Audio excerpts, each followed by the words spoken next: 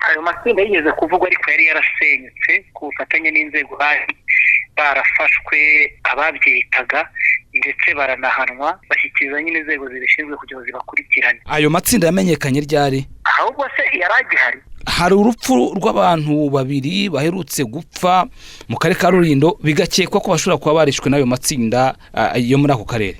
Uvuze ngo nta matsinda abantu babica abandi mu itsinda. Ayo makuru y'abo bantu bitabye Imana twarayamenye ndetse polisi ikora ibikorwa byo kujya kureba uko byifashe, hakorwa ibikorwa byo gushakisha ababigizemo uruhare. Kugeza ubu hamaze gufatwa abantu 17 bakekwaho kugira uruhare mu bugizi bwa nabi ndetse no mu bikorwa binyuranyije n'amategeko bibangamiye umutekano kariya gace. Abo bafashwe bose bafungiye kuri sitasiyo ya polisi ya Bushoki ndetse na Murambi, barashyikirizwa inzego zibishinzwe kugira ngo bakurikiranwe, buri wese agenda arebwa uruhare rwe mu bikorwa by'ubugizi bwa nabi. Abo ko ari 17 hari ibyo baba bahuriyeho ku buryo bashobora kuba baba bahuje umugambi? Abo bantu ibyo baba bahuriyeho ni ibirebana n'ubucukuzi bw'amabuye y'agaciro butemewe, kuko hariho n'abagiye babihanirwa mbere bakahanwa bakigishwa, ariko ugasanga ntibabiretse, ariko usanga kenshi ibyo bahuriyeho ari ibyo birebana n'ubucukuzi butemewe bw'amabuye y'agaciro. Mwashingiye kuki mu rwego kugira ngo mubate muri yombi mubakekwaho ubwo bwicanyi bw'abantu babiri? Ni amakuru atangwa, hari n'igihe bose bataba barabishe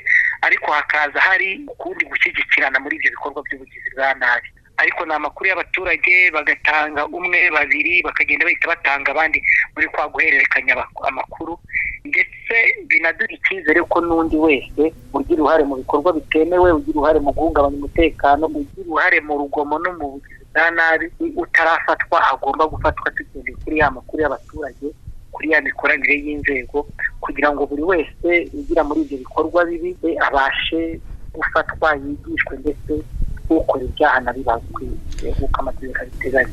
Ni ubuhe butumwa waha abantu kugeza ubu ngubu mu rwego rwo kwirinda urugomo?